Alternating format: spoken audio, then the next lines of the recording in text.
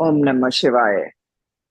Om Namah Shivaya Acharya ji. Om Sadashiva Shankaracharya Madhyamam Madhacharya Paryantam Vande Guru Paramparam Om Sahana Bhavatu Sahana Bhunaktu Sahaviriyam Karavavai Vinavaditamastamavitvijalavaihi Om Shanti Shanti Shanti.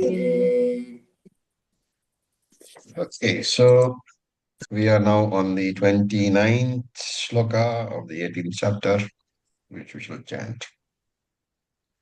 Sri Bhagavan Uvacha Shri Bhagavan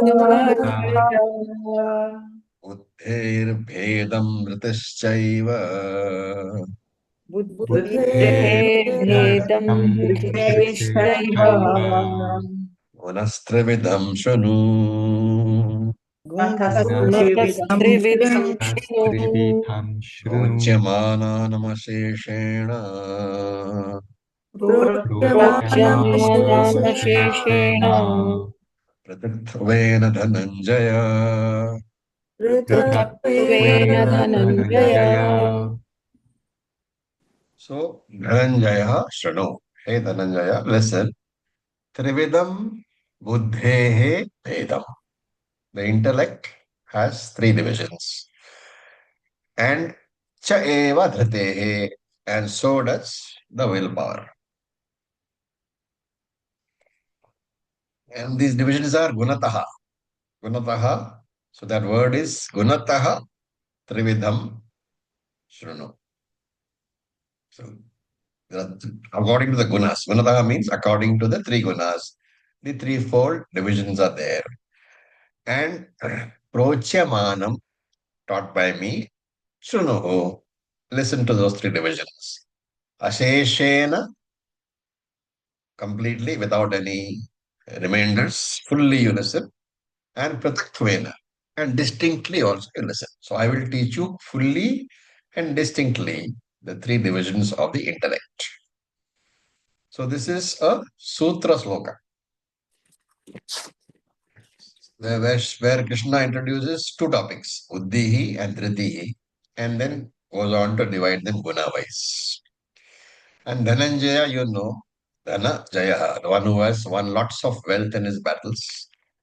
And the wealth is not just money, material wealth, but also he has got celestial wealth like Divyastrams, the Pashupati Astra, all that, which he has got from the Lord, he has got.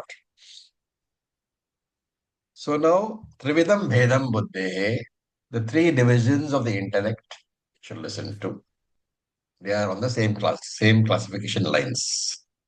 Rajoguna, Satvaguna, and Tamaguna. And Dhriti also, you should listen to. Will is also divided on these three. So, when you say it is intellect, it means Sattvika Buddhi, Rajasika Buddhi, Tamasaka Buddhi. Similarly, for willpower, Dhriti also, there is Sattvika Dhriti, Rajasika Dhriti, and Tamasika Dhriti. Okay. Now, that Dhriti, remember that willpower which you say, what is its nature? Ultimately, all these things are only a thought in the buddhi, right? So he is dividing buddhi into three and triti into three. But we must remember that triti is also basically found in the buddhi only. It's a vritti in the buddhi, right? Like, for example, you have to come to class. This is, of course, 8 o'clock. Those of you who come to 6:30 class, a certain amount of willpower is required, right? You have to get up early, brush your teeth, finish all, have your tea. So that willpower is there. Dhriti is required. Otherwise, you can have so many excuses which you find in the, in your. Hello. I'll just. Thank you. How are you? Okay. So I'll just muted everybody so that sound doesn't disturb. Yeah, so I was saying you need the willpower, otherwise you can find so many excuses why you should not be in class.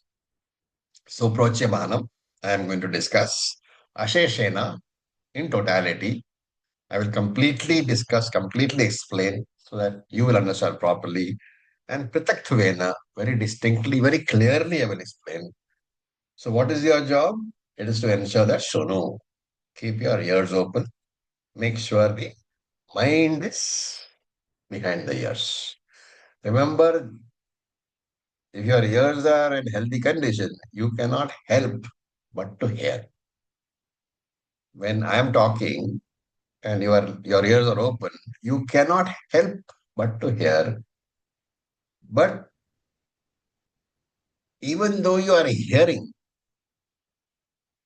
what decides whether you are here or not? Two hearing. One is HEAR, one is HEI. So HEAR is there, right? You are hearing.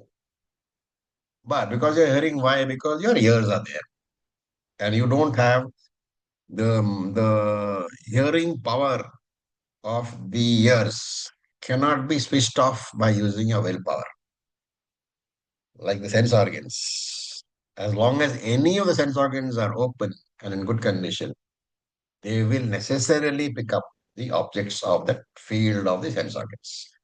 So if your eyes are open, you cannot stop seeing what is there. You will definitely see. You have the option to close your eyes, but as long as they're open, they will definitely see whatever is in the range of vision. That's why Krishna says, Shrunu, keep your ears open. And of course, as I said, what determines whether you are here is whether your mind is behind the ears. So your mind is focused, ears are open, you cannot help but hear what is said. So that is to know. And Shankara gives the definition of Dhananjaya. We have not seen this earlier, right? He is the derivation of Dhananjaya, because earlier we have not seen this. So here in this 18th chapter he gives, he says, Dig Vijaye Manusham Daivam Cha Prabhutam Dhanam Digvijaye Manusham Daivam Cha Prabhutam Dhanam. What does it mean? Manusham Daivam Cha Prabhutam Dhanam Jitva. The one who has acquired Manusham, worldly wealth, Daivam, godly wealth, when Digvijaye, while traveling in all directions. Digvijaye, while traveling in all directions. So you can take this as throughout his life, in whatever circumstances he was, whether he was in Vanvas or Ajnatavas, he has acquired this wealth. Okay. Then we look at the next verse. We will chant. Verse number 30. Pravrittim cha nivrittim cha प्रवृत्तिं च निवृत्तिं च प्रवृत्तिञ्च karya karye bhaya bhaye कार्याकार्ये कार्याकार्ये भयाभये भये bandham moksham cha ya vetti बन्धं बन्धं मोक्षाय मोक्षया वेत्तिः buddhih sa partha satviki. बुद्धिः बुद्धिः सा सा पार्थ सा पार्थ सात्विकी सात्विकी So, hey Partha, sa satviki buddhi. That is sattvika buddhi. Ya vetti, which knows. Pravritim cha nivrittim cha. What should be the activity and what should be withdrawal. What should be done and what should be not done. He knows. That is a sattvika buddhi. And how does he know? Karya karye. What is prescribed? Karyaha. Akaryaha. What is prohibited? And bhaya bhaye. Bhayaha abhaye. What is to be feared and what is to be not feared. And not only that, bandham moksham. He also knows what is bandhaha, bondage, and is what is mokshaha, liberation. Right? So, what does pravritim cha mean? Pravritim means karma marga, which is the cause of bondage. So, Shankara writes, pravartanam bandha hetu karma marga. This karma marga, which is mark of activity, the path of activity. It is a cause of bondage. And he says, Nivrittim moksha hetuhu sannyasa marga. The sannyasa marga, the jnana marga, will give moksha. And therefore, the person who understands very clearly what is the difference in taking the karma marga only and in taking the jnana marga, that person is a sattvika intellect. Then karya karye. So Shankara very clearly writes Vihita Pratishhedaha. Vihita means what is mandated by Shruti. Pratishhedaha, what is prohibited by Shruti. What is to be done, what is not to be done. And Shankara gives a further clarification. He says Laukike Vaidike. Some of these can be Laukika duties, worldly duties caused by what sort of role you are playing. And some of these are Vaidika duties because of mandates in the Shastra. Right? And he writes Drishta Adrishtathana Adrishtana Karmanam Kartavya Kartavye. So Drishta Adrishtata Adristhana. Commissions and omissions of karma. Drishta Adrishthana Karmanam. Commissions and omissions of karma. What kind of karma? Karma which is meant for drishta phalam, fulfilling worldly needs, and karma which is meant for adrishta phalam, for punyam. Right? Remember that chitta shuddhi is what? Is it drishta phalam or adrishta phalam? Adrishta. Any other views on that? It's a Drishtphalam. How do you say? Drishta. Drishtphalam. Because How you, do you say? because you experience it and you can feel it, get it during this lifetime or later, whatever, but it is something that you can actually experience through your senses. What exactly is chitta shuddhi? It's the Jnana Yoga. Shuddhi Jnana Yogita. So that is I mean- fine. How do you know that Equanimity. you've got chitta shuddhi? Acharya ji reduced Equanimity, FIR. Ragadvesha is reduced, FIR is reduced. FIR is reduced. FIR reduced is very much known to you, right? Because Yeah, you yourself will know that I am not getting so agitated Drishta. anymore. Hmm. I'm very much Drishta fellow. And therefore, this, what do you call, you know what is to be done, what is not to be done, whether they are meant for worldly needs or meant for adrishta phalam, you should know. And also, Shankara adds, Desha Kaladi Apekshaya. With regard to time and place also, you should know the rules. Right? When should Sandhya Vandanam be done? When should Dhanam be done? All these things you should know. Right? You can't do Sandhya Vandanam at a time when Sandhya is not there. Or you should not be doing Dhanam to people who are not worthy of Dhanam. All these instructions are given in the Veda. This you should know. You should also know that if you do Dhanam in, let us say, a very sacred place, Veda says that you will get more punya than doing Dhanam just at home. So all these rules are there. This you should know. And bhaya, bhaye, fear and fearlessness. So this is a very, what they call subtle topic. What is meant by knowing what is fear and what is fearlessness? When should you be afraid and when you should be not afraid? That is the question. Which means we can, in normal English, we can say as behaving prudently. Right? If you are going at night and you have a vehicle somewhere, you go in the car, right? But don't say that, I'm not afraid and I can walk at night. And therefore, if you walk at night in Delhi streets, you can be mugged, even if you're a very well-trained person, a CIA person or a RAW person, you can still be mugged. But the idea is that somebody shoots at you, however well-trained you are, that bullet is not going to know.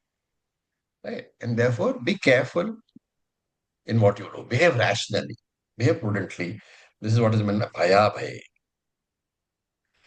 And then Shankara gives a little addition over here. He says, Drishta Adrishta Vishaya Yoho Bhaya Bhaya Yoho Karane. He says there are two types of fears. What is there? Fear of something visible, and the other one is fear of something invisible. Okay.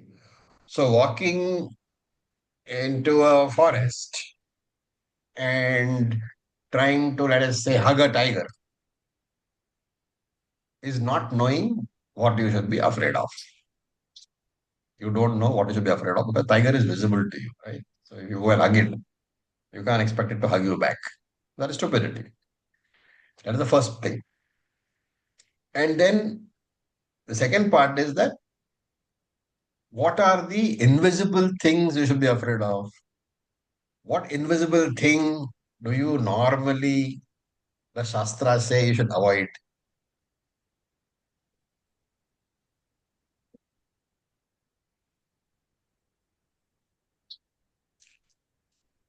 The answer is very simple. Ghost. Shastra doesn't talk about ghosts. Papam. Papam. Exactly. Adrishta. You should avoid adrishta. So this is the interpretation you should have correctly have. Be careful about visible things because it's easier to understand what is to avoid, what is not. But be careful about invisible things also. Avoid papa. So the Sattvika Buddhi is the one which is aware of both these types of fear and fearlessness. Then Bandha Moksham cha. So what is Bandham? The one who understands samsara along with the causes of samsara, and the one who allows moksha along with the causes of moksha. So very nice statement. Bandha sahetukam, moksham sahetukam. Along with their hetus, along with the causes. How to interpret? What is the cause of bandham? Identification with body, mind, sense complex, What is DMSC. another name for that? Samsara, Dehabhimana. Ajnanam. avidya. Atma Ajnanam. Okay. Uh, Atma Ajnanam is Atma. the reason why you identify the body. So Atma Ajnanam is the cause of bandham. And conversely, the cause of moksha is what? Atma Jnana. Right? Therefore, this person should know, this Attika Buddhi person should know that I require Atma Jnanam. For that Atma Jnanam, I require Pramanam. For the Pramanam to work, I require Guru Shastra Upadesha. And for me to approach the Guru, I require Chitta Shuddhi, for which I require Karma Yoga and Upasana Yoga. This whole thing has to be factored into that simple two words, Bandham Moksham. And then one who understands all this, Buddhi Sapartha Satviki. This is Satvik Buddhi. So here a question is raised. The word Buddhi is also used in Shastram in the meaning of Jnana. So Shankara clarifies here, Tatra Jnanam Buddhehe Vritti. Tatra, in this sloka, Jnanam means Buddhehe Vrittihi. A vritti in the buddhi, a thought. Buddhi is the container. Jnanam is the content. Okay. Now we look at verse number 31. Yatha dharmam adharmam cha Yatha Yatha Adharmam dharmam adharmam cha. karyam cha karyameva cha Karyam cha karyameva cha. ayathavat prajanati Ayathavat Yathavat prajanati. buddhis sa partha rajasi. Buddhissa Buddhissa Partha partha So, he partha sa yaya buddhi rajasi. That buddhi is the rajasic one. What does it do? Ayathavat prajanati. Ayathavat wrongly understands, Prajanati understands dharmam, adharmam, dharmam and adharmam, it understands wrongly, and karyam, akaryam. It also wrongly understands what is prescribed and what is prohibited. Okay. So, what does it mean? That buddhi has no clear knowledge of anything. There is always got doubts, right? Remember that having information is not the same as having clarity. Like I may have read a lot of books on various types of sadhana. But I might know that there's 20 different types of sadhana. But do I know two things? Which sadhana is meant for which sadhya? Which instrument is meant for which objective do I know? And not only that, do I know which of those objectives I want, I need rather? So there is no clarity or there is confusion. And dharmam, cha adharmam. So your dharmam means all the mandates, all the commandments of Shastram. So I don't know what is dharma. I don't know what is adharma. I don't know that dharma is a lifestyle which will give me spiritual growth. And adharma is that which is prohibited by Shastram because it will take away from my spiritual growth. So Shastram is like a mother. It doesn't tell you not to do just for making you obey. There is a reason why Shastram is saying do this. There is a reason why Shastram says don't do this.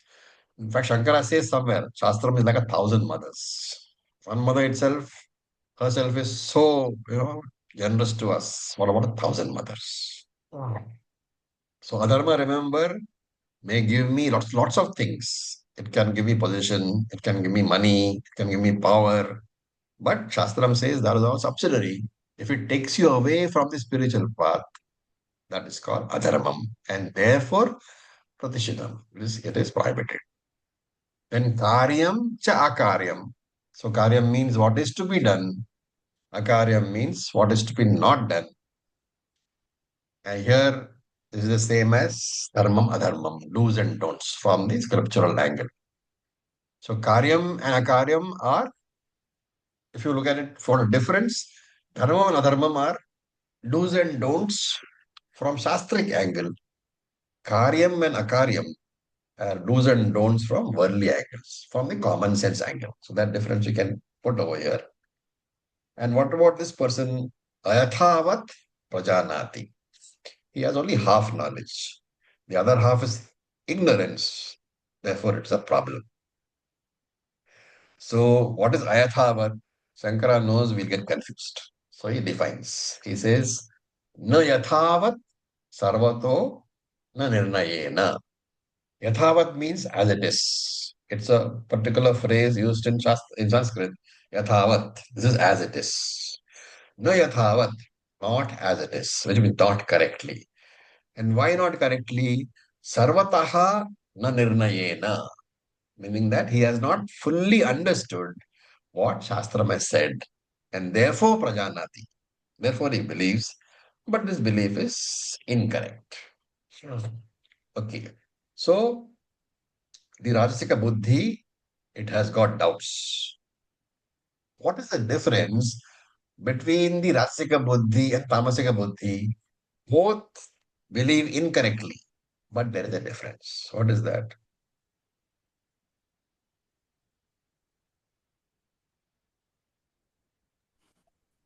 Tamasic, Rajasic will not at least be hurting. They may be doing things only for their own gain, but they won't be harming others.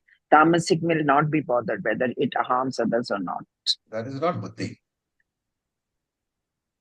No, I mean, because in his thought, he doesn't even care whether it harms or it doesn't harm. Those are No? actions. Those you have to define as actions. Tamasic actions and Rajasic actions. Here, Rajasika Buddhi has got doubts about what he thinks is his belief. He believes incorrectly. That is correct. But he sometimes has doubts. He always has doubts. The difference from Tamasika Buddhi is Tamasika Buddhi also has the same incorrect belief. But he has no doubts. He's convinced that he is right.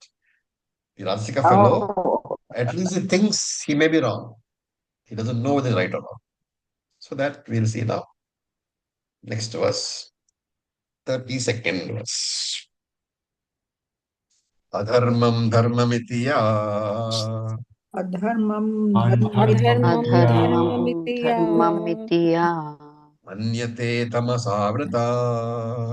Manyate anyate tamasa tamasavrita Sarvarthan viparitamscha Sarvarthan viparitam viparitam cha buddhissa partha tamasi. buddhissa issa tamasi. tamasi. So, sa buddhi tamasi, that intellect is tamasic. Ya avrita tamasa, which has been covered by tamas, which means that buddhi has been covered by tamas. And therefore it is tamasic. And manyate adharmam iti dharmam.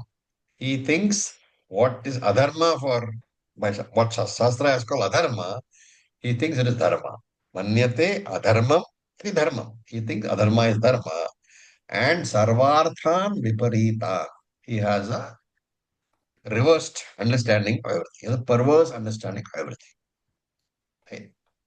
So again, Shankara defines dharma adharma. Adharmam pratishiddham dharmam vihitam. What is prohibited by Shastra is adharmam. What is mandated by Shastra is dharmam. This we must be very clear because we use dharma, adharma very, very loosely. But that's why Shankara again and again has defined.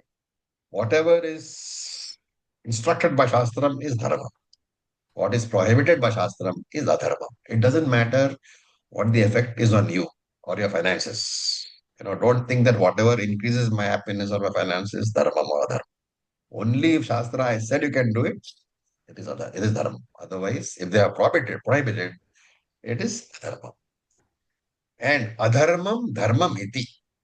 It's a very firm conviction that this, whatever I am doing, is dharma.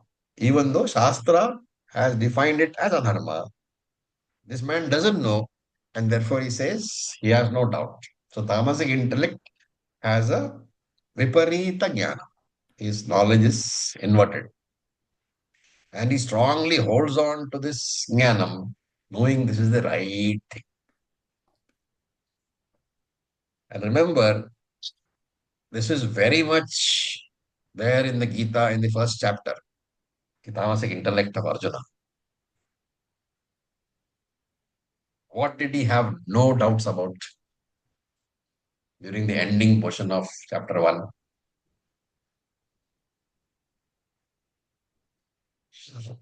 that not doing the war is the right thing. That Mahabharata is adharma he had. He never had any doubts. Katham na geyam asmabihi papad asman nivartitum kulakshayagratam dosham prapasyat virjanarana. So he had concluded that Mahabharata war is adharma. He had never any doubt, right? So that buddhi was tamasic. And this tamasic person will never try to improve his knowledge. He will never try to gain some knowledge from anybody. Why? Tamasa vrata. The buddhi is completely covered by tamas. And this reversed wrong conviction, erroneous convictions are not just on any one issue. Sarvarthan viparintamscha. In every single object in the world, he has this reversed intellect. Okay. And later on, what happened in the war after second chapter? If you're looking at the progression from tamasic intellect, you have to progress to rajasic intellect before you can improve. And that we saw in chapter 2. Karpanya dosho pahata swabhavaha prichhami tvam dharma sammudha chetha yachrayasya nishchitam bruhitatme shishyasteham shadima tvam prapannam. Why do we say that this verse indicates the progression of tamasic buddhi to rajasic buddhi? Earlier he was he had no doubts that he was right. Here he Yeah. switched over to the whether he was correct or not. So he wanted the Sharanagati. So doubts have crept in. Surrender. So the tamasic conviction that he was right has now moved into a doubt whether he's right or not. Yet Shreyasya Nishchitam Bruhitanme. Please tell me what is correct for me, what is good for me, he says. So that's a doubt, right? So they say, of course, not strictly part of the Bhagavad Gita, but they say that you can classify people into 5 types. There's a saying somewhere, I don't remember the exact words, but he's something like this. The first type of person is a person who knows not. And not only that, he knows not that he knows not. Which means, in other words, he is Ajnani, but he does not know that he is a Ajnani. Right? So what is the right way to, interact with such a person? You don't. A person who is a Ajnani but does not know that he is an Ajnani, you should avoid him. Right? Then the second person is a person who knows not and knows that he knows not. What is the first person? He who knows not and knows not that he knows not. This person, he knows not, but he knows that he knows not. He's a Ajnani, but he knows he's a Ajnani. What should you do in an interaction?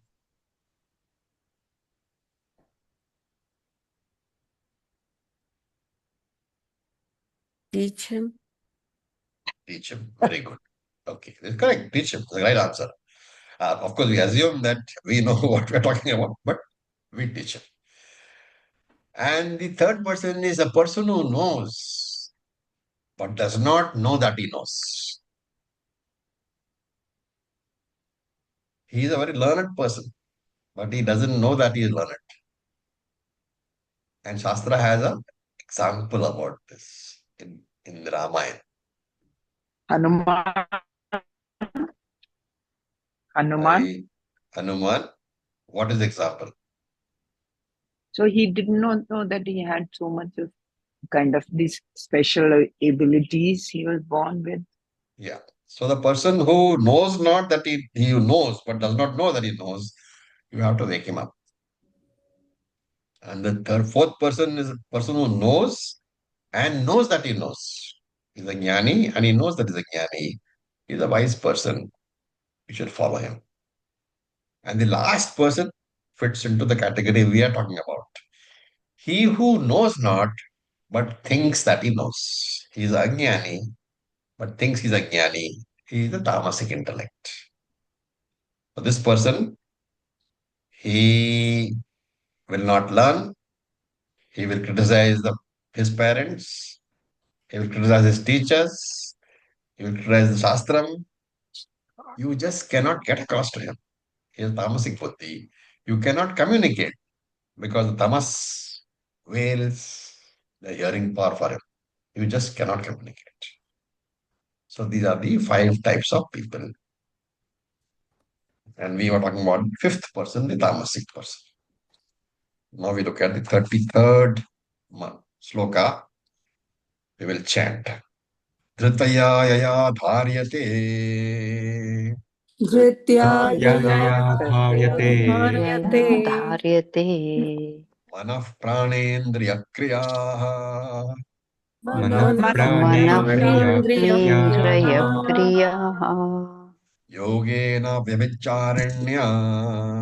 Yogena Vyabhicharinya.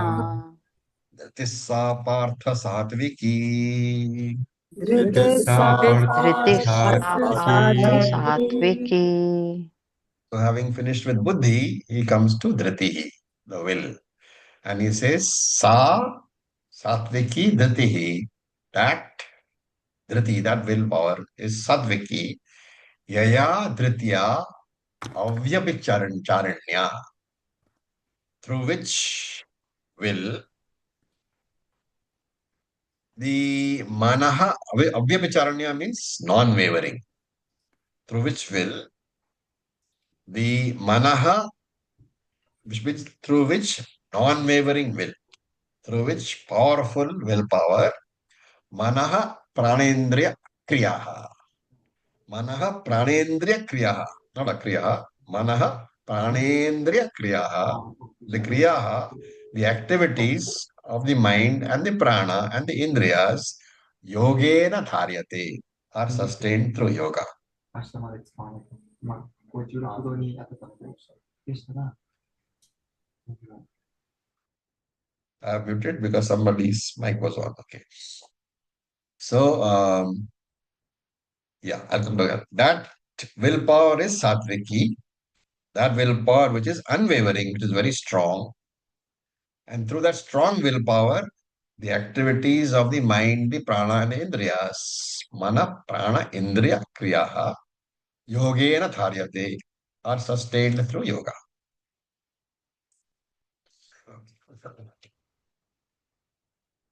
So, Dhritiya means firmly holds. Avya vicharanya firmly sustains the manaha pranendriya kriyaha. So, kriyaha here, though it says activities, in Shankara's Bhashyam, Shankara says that since there is a mind, prana, indriya, this kriya should be cheshtaha, the activity of the mind. So, yogena dharyate are sustained with yoga. Yoga is practice over here.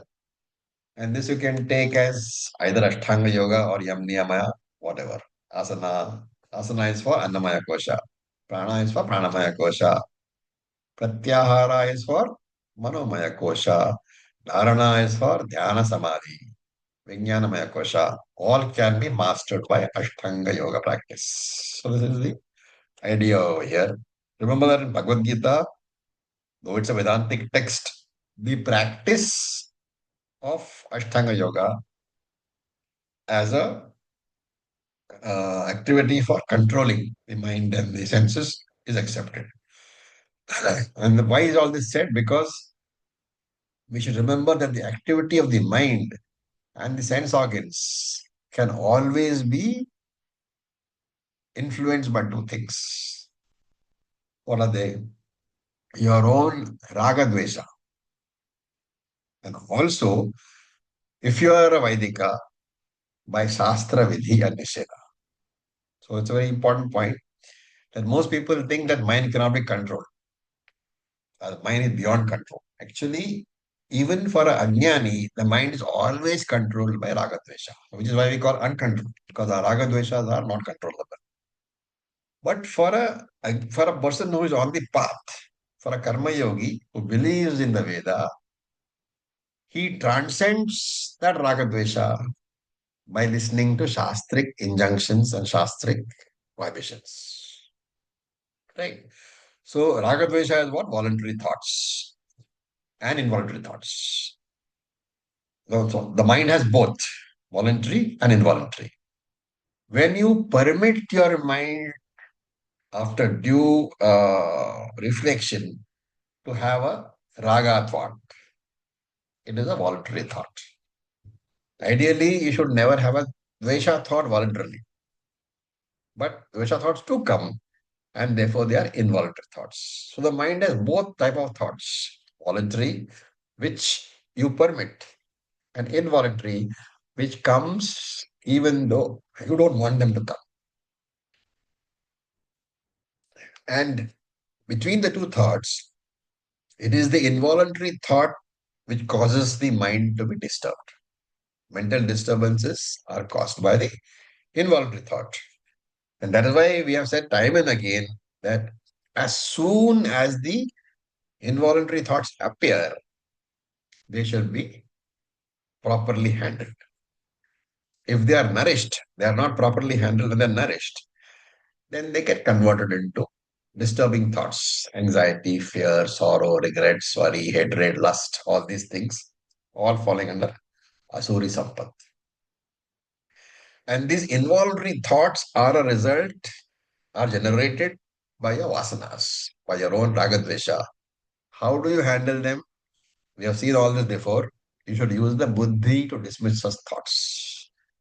And therefore, dharyate, yogena dharyate here is referring to that particular activity which you do, restraining your mind from undesirable thoughts. For this, you need dhriti, willpower, because everybody likes to do what is pleasant and dislike what is unpleasant. And if you do an examination of these thoughts, you will find that whatever is pleasant is usually adharmika. And whatever is unpleasant could be dharmika also. Therefore, the need for a firm and sattvika willpower, dhritihi. Right? So Krishna is saying that for your progress towards moksha, buddhi alone is not sufficient. That buddhi should be complemented, should be assisted by a strong willpower. What does the willpower do? Remember that in the spiritual path, you are going to fail again and again and again. The buddhi will ensure that every time you fail, you get up, dust your pants, and continue your sadhana. This is called sattvika willpower. And for this, you should be able to regularly sit down and evaluate your progress. Right? That is why, if anybody who has been to Shivananda Ashram, you will notice that the first thing they talk about is writing a spiritual diary. Spiritual diary is this introspection. Every day you say, these were my, guidelines for today. These are my, what I needed to do today. What do they call it? In the management language, they call it your particular objectives for today, right? Did I achieve them or not? So I said I would not lose my temper more than once. Did I do that? And you can say I don't want to lose temper at all, right? That's we'll come to that later. So first we start with not more than once or not more than twice. And every time you come there, you evaluate your success. And it's a very powerful mechanism, especially if you are doing it, say, every 2, 3 days or every week. Again and again and again, when you say that I failed to meet this, I failed to meet this, somewhere something will say, okay, fine, next week is a long trip. So slowly progress will be made.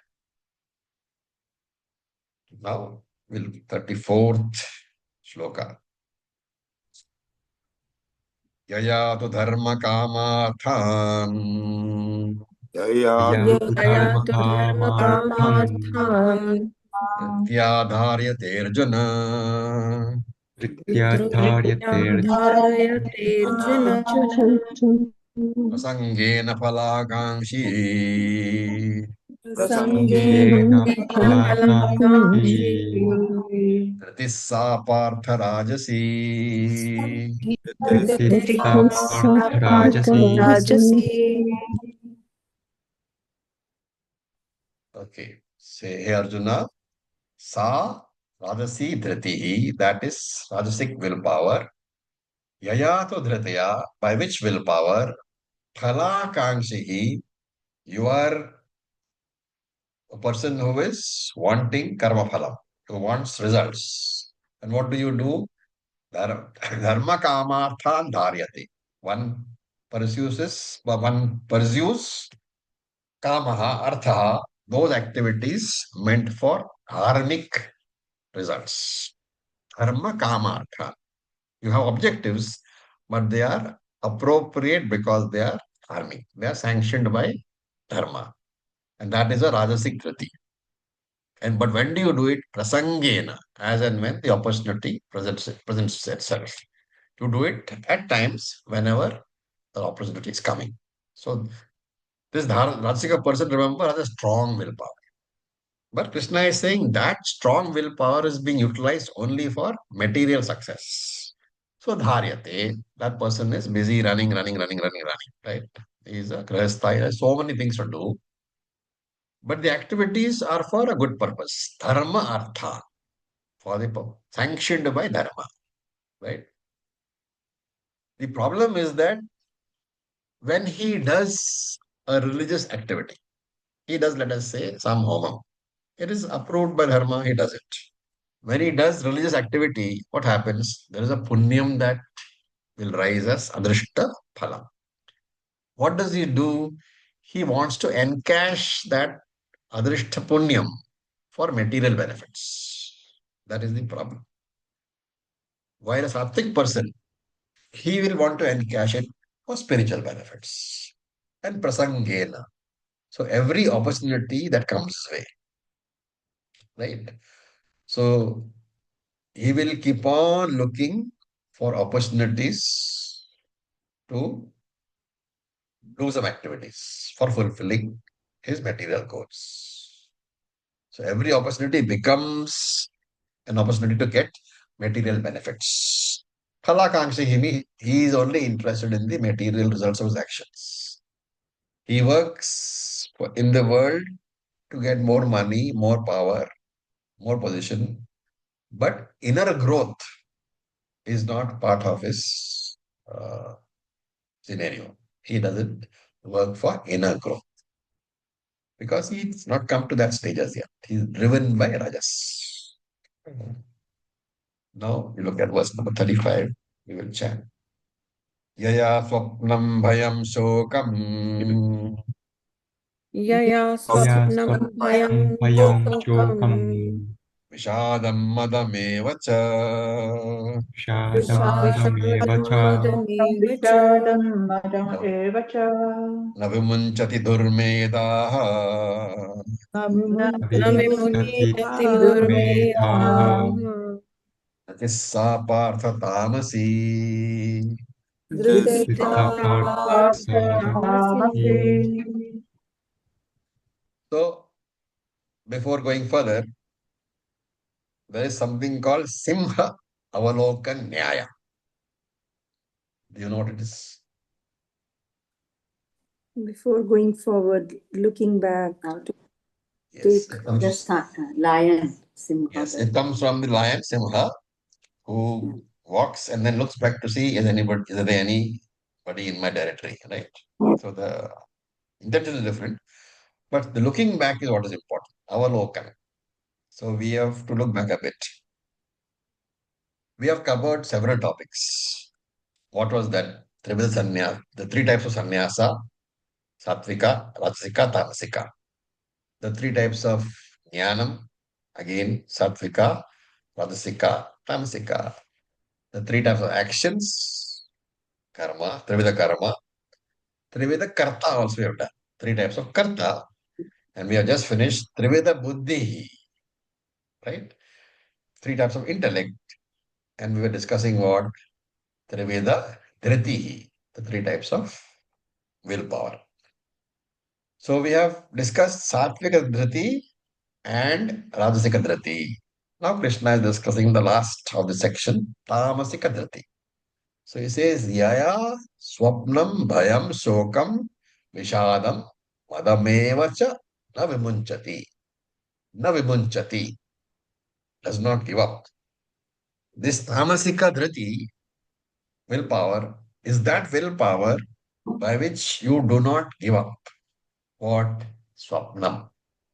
Swapnam means you sleep a majority of the time. You are lazy, you don't act in this world, right? And bhayam. Why? Because of failure.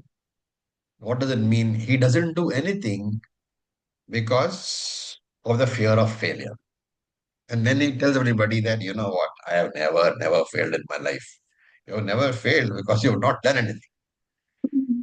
Right? Then he doesn't give up sorrow also. So what do you mean when you say this person doesn't give up sorrow? It means he is always unhappy. You will never find him happy. So this tamasic person refuses to do any activity, and therefore any activity that happens to him beyond his control will only be a cause for sorrow. You will find that this tamasic person is perpetually complaining. So somebody who is perpetually complaining, he is not rajasic, he is tamasic. So Shankara says Vishadam should be defined as depressed, no interest in activity, no interest in meeting people, All because he's under the grip of Tamoganaha and always very moody. Right? That's why I say Mudaha. The Buddha is always moody. And Madam. Madam means he is addicted to sense objects. Right? So whole time he is smoking, he is drinking. And Durmedaha. Durmedaha is the Medha, the intellect is is perverted. It is an inferior intellect.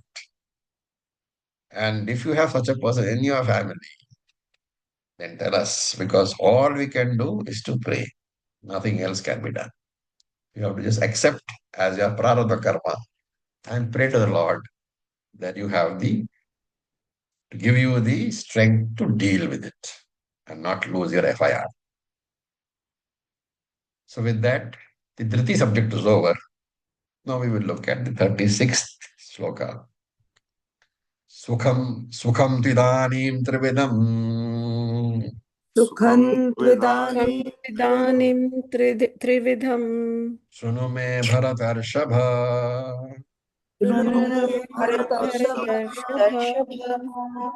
Abhyasadramate yatra. Abhyasadramate Dukhantam cha nigacchati.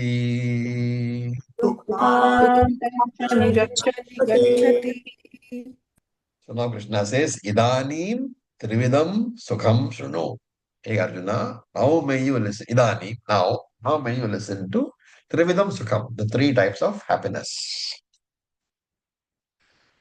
Okay. So, what are they? He says, Abhyasad Ramate Yatraha.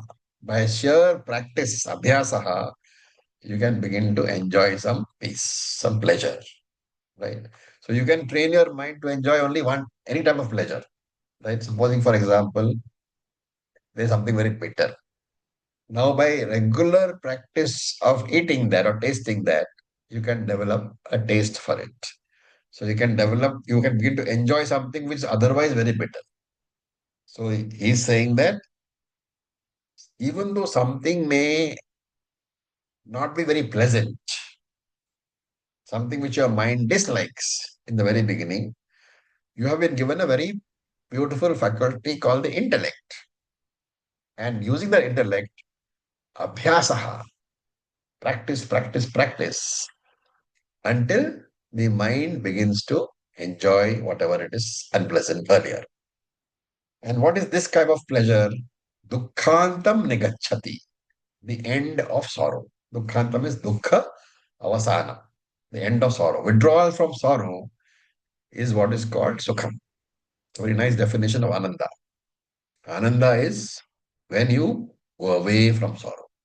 So nigacchati means withdraw, definitely go away. Nischayena gacchati, definitely goes away.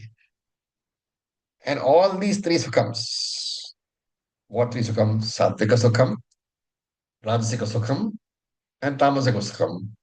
All these can put an end to sorrow. That is why they are called sukham. But there is a difference. What is the difference among these three sukhams? That is what is to be understood. Okay. So, to sum up this is an introductory verse where Krishna is saying that there are three types of sukham. Right? And what is the definition of sukham? Yatra ramate abhyasat nigacchati dukkhantam. So sukham is defined as that because of the practice of which pain is ended, sorrow is ended. Right? Sukham is not something by itself here, he says. Sukham is something which the definition is that there is no pain. The pain has been destroyed. And that has three types also, because all the classifications are three. Sattvic, Rajasic, Tamasic. And therefore, all these three, any one of these three, will put an end to sorrow. But what is the difference then? That is what is going to define in the next three verses, which we will see in the next class. Until then, any questions? We have 5 minutes left.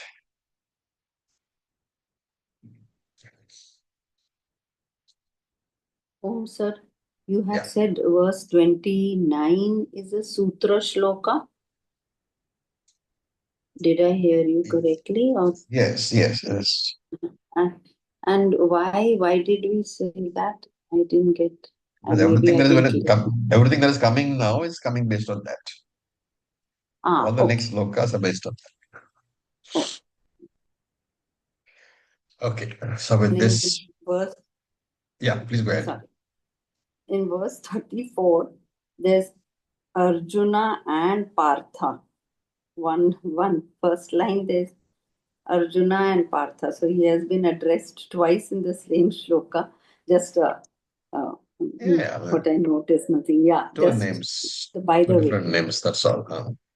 Yeah, right. So with this, we'll stop for today. Om Purnamada Purnamidam Purnat Purnamudachyate Purnasya Purnamadaya Purnam Eva Vasishyate. Om Shanti Shanti Shanti. Om Tat Sat. Thank you for your patience. Om Namah Shivaya. Acharya ji. Om Om Om Tat Om. Thank you so much.